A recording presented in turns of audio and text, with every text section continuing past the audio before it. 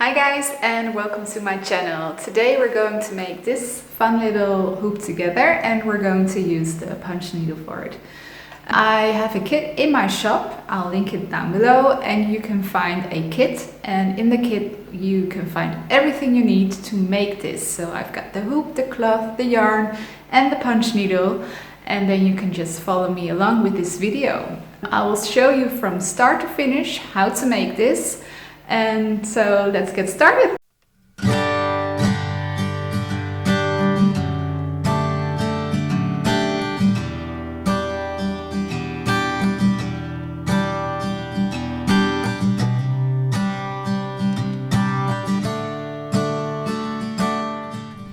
Welcome.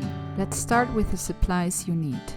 You need a 7-inch hoop, in this case a wooden hoop with a nice brass closure. And you need monk's cloth. This is a specific cloth that works well with punch needle. It's a little bit stretchy. I put tape around the edges to prevent it from unraveling. It is an even weave cotton fabric. For this project we will use the Lavor punch needle. It's a small punch needle with a plastic handle. It comes in a little package like this. It has 3 different size needles. You can use embroidery floss and yarn up to 2.5 millimeters. It also comes with an iron wire. I folded it in half and then you can use it as a threader to thread the needle with the yarn. You will also need scissors and a smudge-free pen. To open and close the embroidery hoop I use pliers, but you could also use a screwdriver. You will need some tape and a pattern of some kind. I printed out the pattern in the kit. Of course you also need yarn. In the kit you get eco cotton and a nice silk wool blend. It comes in different colorways. This colorway is called Pop of Pink.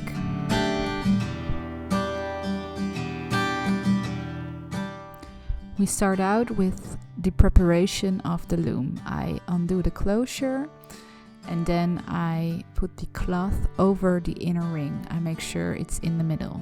Then I take the outer ring and unclose it a little more and put it on top. I press it down and make sure the cloth and the hoops are all in the middle. Then I take my pliers and I will close the closure a little bit to make sure that the cloth is in the hoop a little bit more tightly. Then I test the tension and I go all the way around the hoop to make sure that the tension is even all over. It's important to get a tight hoop and I test it with my fingers. When it sounds like a drum, I'm satisfied and I completely close the hoop as far as I can with the pliers. It's important to have good tension in your hoop to make sure that the cloth doesn't come loose while you're punching, and for the punch needle to work right.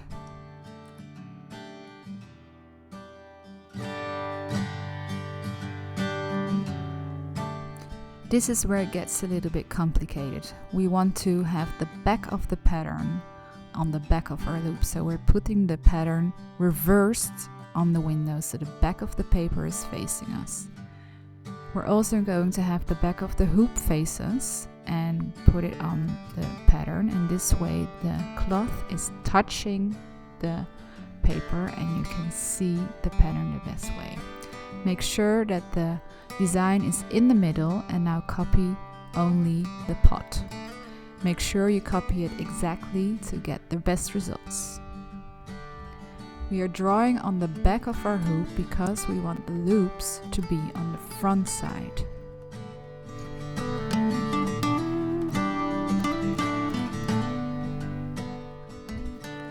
We are almost ready to start punching, guys. But first we need to thread the needle with the yarn. We are going to use 3 of the 5 yarns to color our pot. So I've got this nice blue to do this little part, and let's start threading the needle.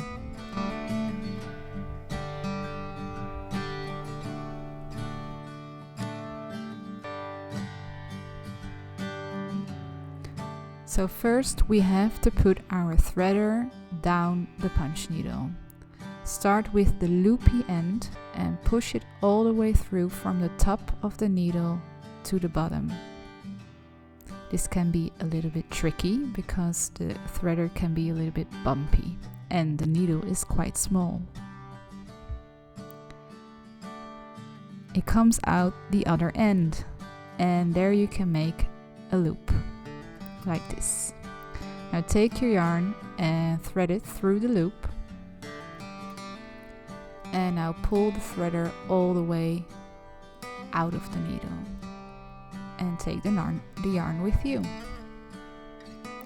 Now you can pull on the yarn a little bit.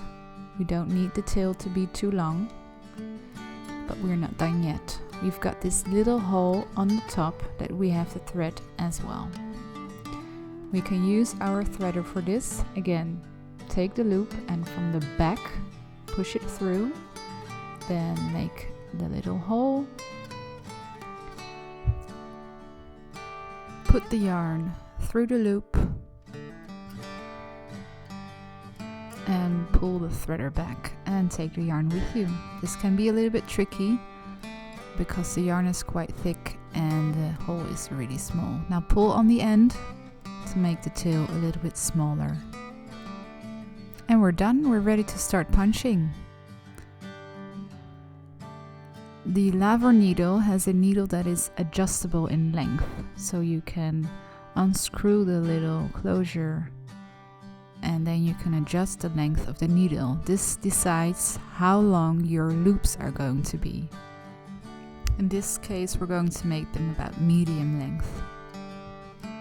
Now take your hoop and find a place somewhere in the middle and punch through the cloth. All the way through as far as you can, and then on the back take out the tail. This is your tail, and from the bottom of the needle you can pull it a little bit so that you don't waste too much yarn. Hold the needle while doing this, it will fall out otherwise. And now start punching. You do this by pulling up the needle only as far that the tip of the needle is still touching the cloth, and then move it a little bit and punch right down again. This is a small needle with small yarn, so you're going to make small stitches. Follow the pattern all the way around on the lines to make the edge of the area you want to punch. Sometimes it can be a little bit tricky to push down, but don't worry, the fabric won't break. Always make sure you punch all the way through as far as the needle will go. And never pull it up too far. Make sure the needle is facing the direction that you're going in, so that the yarn is following you behind. Make straight lines because this will show in the end. This is the edge. You can see that the loops sometimes have a life of their own, and this is the tail we started with. Now we continue filling in the area by going around the first contours, and we're doing this by laying bricks. So we punch in at the middle of the previous stitch. This will make sure that the area is filled up nicely and the loops are evenly divided. Always make sure your yarn has slack so that it can move through the punch needle easily. This is a common reason why first-timers have trouble with punch needle. Always turn your hoop around or your hand and make sure, as I said before, that the punch needle is facing the right way. And this is basically it, guys. Now let's speed it up a little bit.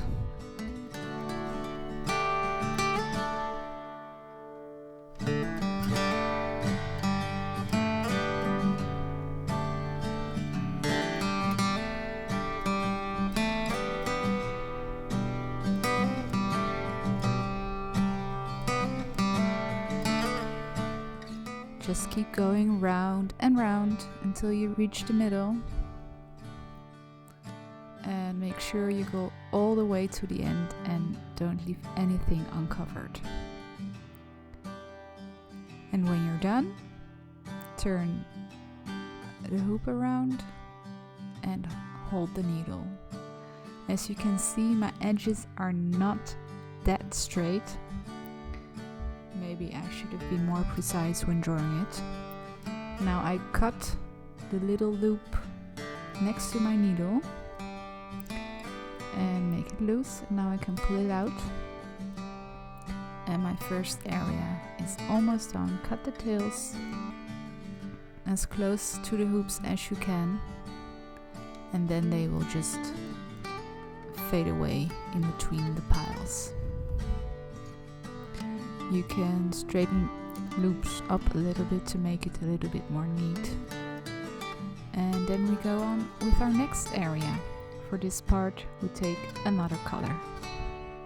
As you can see, I've got quite a lot left of the previous color, so in the kit you will have enough yarn to make another project. The next color will be this area, and I start in the middle, and I do this on purpose. I'll explain later why. Now let's make our contour and try to make it as neat and straight as possible.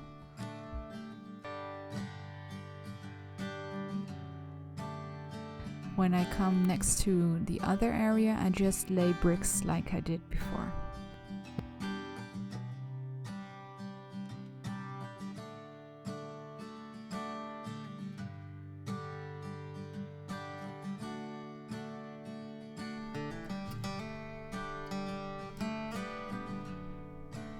Always remember to make sure your yarn has slack. This is one of the most important elements of making punch needle work right.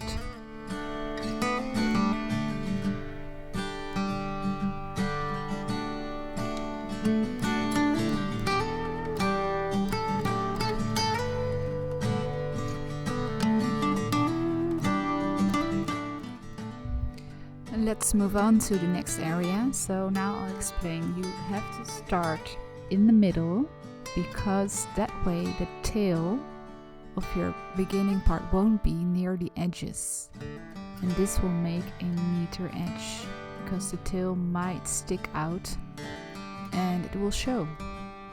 And now I put it in the middle and my tail will disappear in between the piles.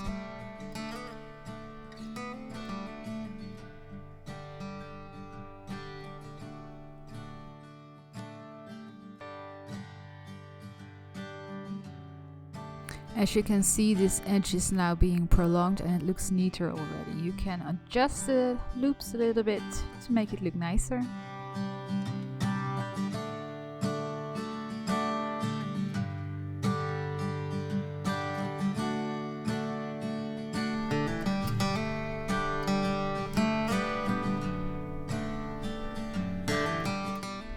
And there you go, the pot is done. The edges are a little bit crooked and some loops have a life of their own, but that's the charm. You can see that the loops are maybe not that long, but it looks alright to me.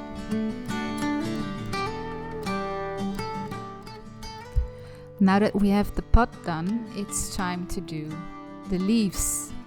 And for this we want to do a different kind of stitch. We will take the cloth out of the hoop and then turn it around and put it back in.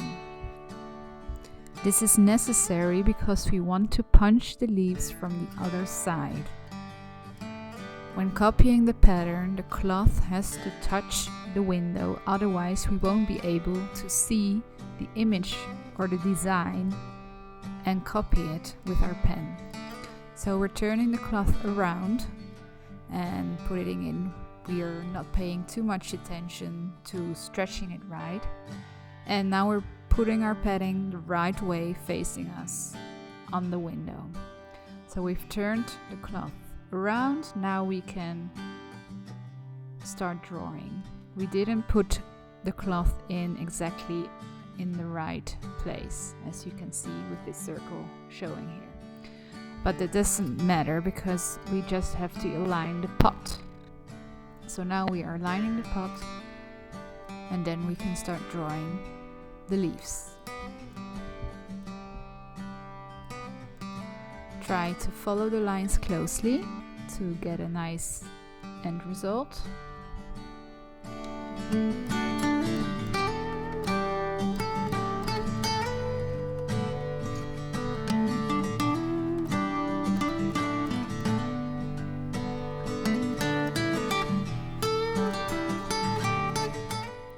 And as you can see, now we've drawn the pattern on the side of the piles.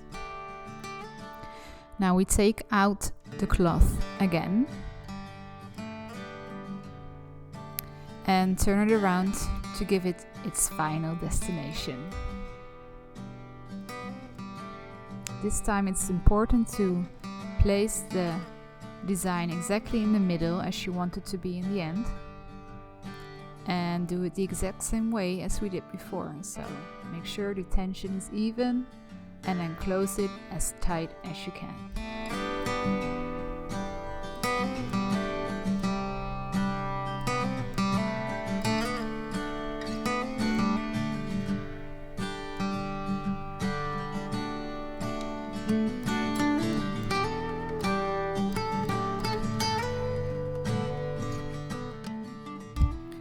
For the leaves, we're going to use a very different stitch, and for this we want the needle to be very long so that we get long loops that stay in really well.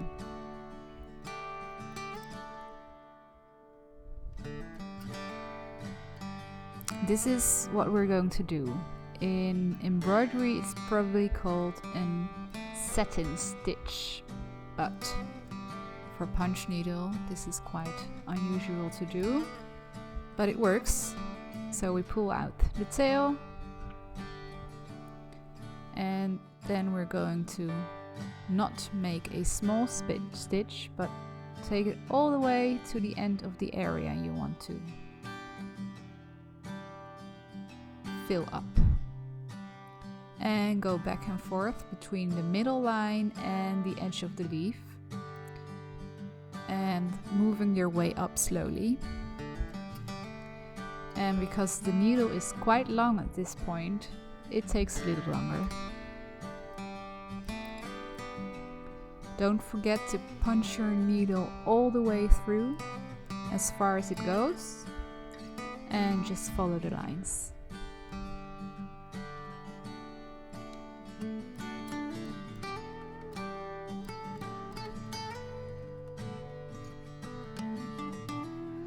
At the top it can be a little bit tricky because we are going to have to make a circular motion to fill in the top, and this means probably stitching in the same area multiple times. It's no problem to stitch over an area you've punched already. Just punch through it and then go back down. On the back you get these long loops.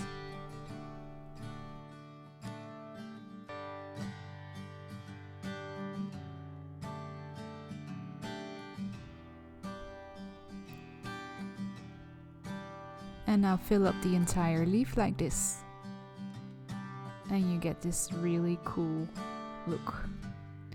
Make sure you go all the way to the edge of the pot so that you don't have any white areas in between, and then just cut the tail. Doesn't it look nice?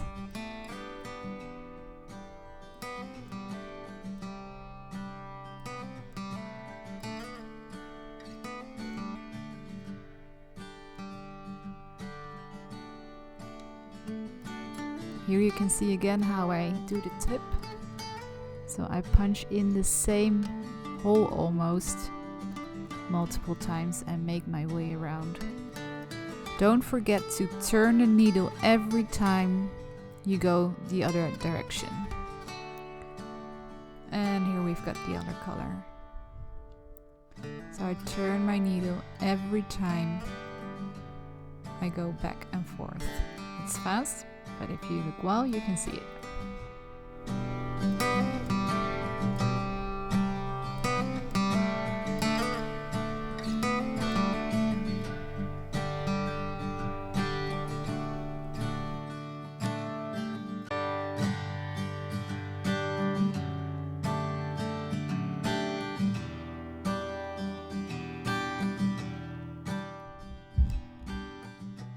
And there you go, the punching is done.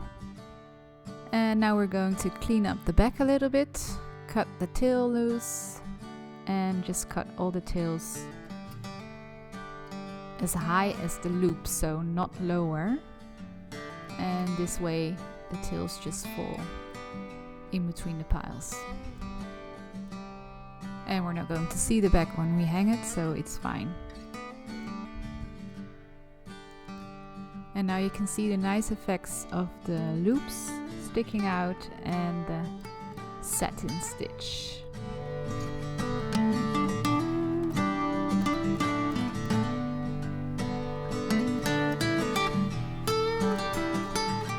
There are different ways to finish the back of a hoop. In this case, we're going to make it very easy. We're just going to glue the sides to the wood. And for that I'm going to use this textile glue, but a glue gun would of course work as well. So we're going to cut the unnecessary cloth off, and we're going to do this very closely to the edge. And make our way all the way around.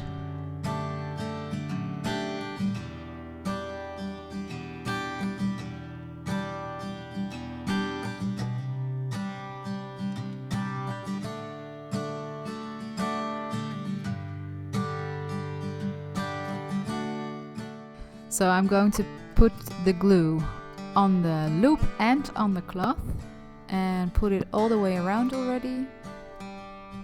And then I'll let it dry for maybe 2 minutes. And then I simply fold the cloth over. This takes a little time. At first it maybe won't stick straight away, but just keep going around, and in the end it will look very neat.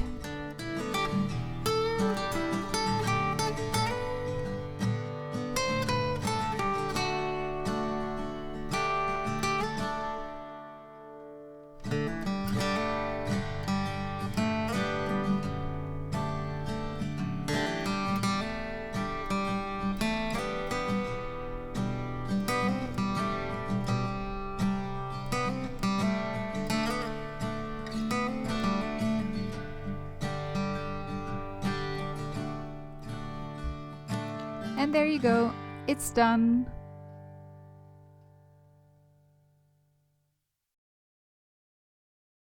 That was it for this video, guys. I really hope you enjoyed it. If you have any questions, don't hesitate to ask them in the comments down below, and I will try to answer them as best as I can.